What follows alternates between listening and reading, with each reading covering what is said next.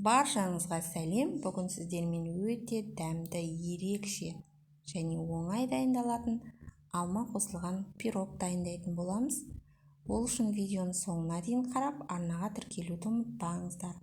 Бізге қажетті заттар: 1 стакан жылы сүт, 1 стакан қант, жұмыртқа, қопсытқыш, 4 алма, ұн және 3 ас қасық сұйық май. Ең бірінші алмаларымызды жуып, сыртқы қабығынан тазартып, 4 бұрышты етіп майдалап турап дайындап аламыз.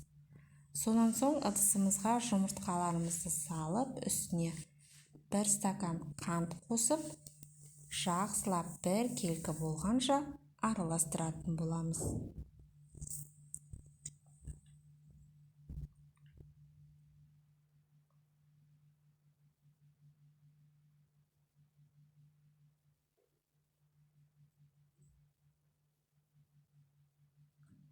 Сонан соң үстіне 1 бокал жылы сүтімізді, 3 ас қасық сұйық майымызды қосып, жақсылап араластырамыз. Ұнға қопсытқышты қосып, електен өткізе отырып, массамызға қосып, бір келкі болғанша араластырамыз.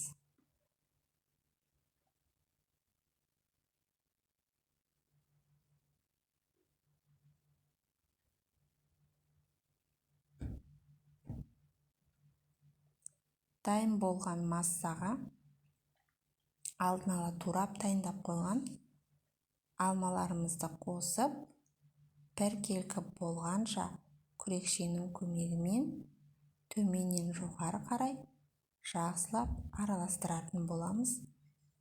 Алма біздің пирогымызға ерекше дәм береді.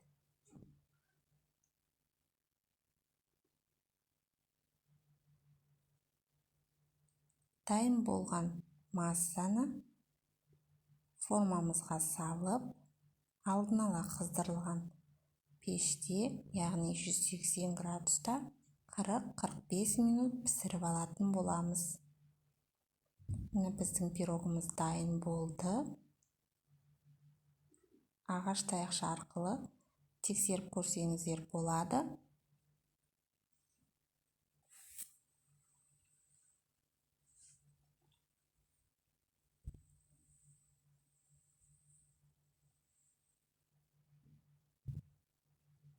Пирогымызды қант ұлпасымен әсемдедік.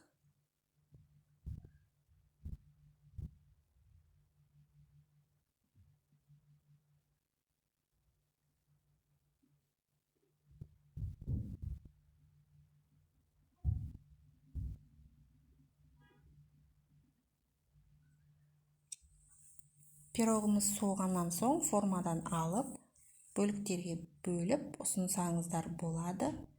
Дәмі өте ерекше болып шығады. Құрамындағы алма пирогқа ерекше дәм береді. Міндетті түрде жасап көріңіздер, сіздерге ұнайтынына сенімдімін. Менің каналыма тіркелуді ұмытпаңыздар, себебі алдағы уақытта сіздермен өте қарапайым, оңай дайындалатын пайдалы рецепттермен бөлісетін боламын. Назарларыңызға рахмет, ас болсын.